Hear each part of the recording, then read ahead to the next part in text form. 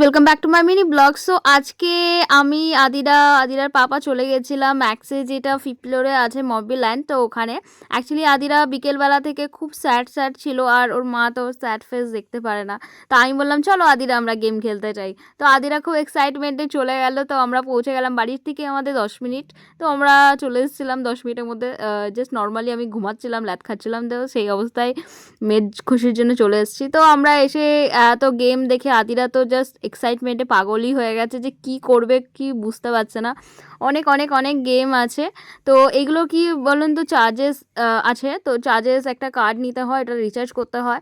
তো আমরা 500 মতন রিচার্জ করেছিলাম। তো তারপরে তুমি যে গেম খেলবে সেই অনুযায়ী তোমার পয়সা কাটবে, ওখানে কার্ড ক্রাশ করে ঢুকতে হয়, মানে গেমের মধ্যে এন্ট্রি করতে হয়।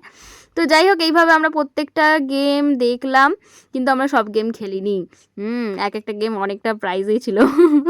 তারপর আদিরার পাপা চলে গেল কার্ড রিচার্জ করতে। আর আমি এই পাশটাও একটা গেম শো আছে, এখানে আগে ফুড কোর্ট ছিল, বাট এখন ফুড কোর্টটা অনেক স্মল হয়ে গেছে, এখন নতুন করে এটা বানিয়ানো হয়েছে। তো যাই হোক, আর এখানে প্রচুর মা বাবা ওয়েট করছে যে নিজের বাচ্চার বেবিসের জন্য, মানে গেম খেলবে বলে রিচার্জ করার জন্য। তো যাই হোক, এই গেমটা ফার্স্ট আদিরা চুজ করেছে, মানে একটা ফ্রগ বেরোবে, ফ্রগের মাথায় মারার জন্য। তো আদিরা একটুও পারেনি। তো তারপরে আদিরা এই গেমটা একটা বাচ্চা খেলছিল, তো ওটা দেখে খুবই এক্সাইট হয়ে গেছিলো। তো তারপরে এই গেমটা খেললো। এটা হচ্ছে আই থিঙ্ক 58 এরকম কিছু প্রাইস আছে।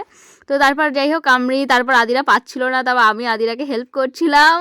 তারপর আমি 100 কত পয়েন্ট করেছিলাম। এটার মধ্যে আবার টিকিটও বেরোয়, সেই টিকিটগুলো কাউন্ট করে তুমি পরে গিফট পেতে পারো। ভালো 100 পয়েন্ট করলে তুমি গিফট পেতে পারো। তো আদিরার ওয়াটার খুব ভালো লাগে, তো এইখানে ওয়াটার একটা গেম আছে, সেটা খেলছিল আদিরা। এটা হচ্ছে মরবিল্যান্ডের কার্ড, যে এটা রিচার্জ করতে পারো তুমি, নেক্সট টাইম যখন আসবে তখন আবার রিচার্জ করে তুমি খেলতে পারো।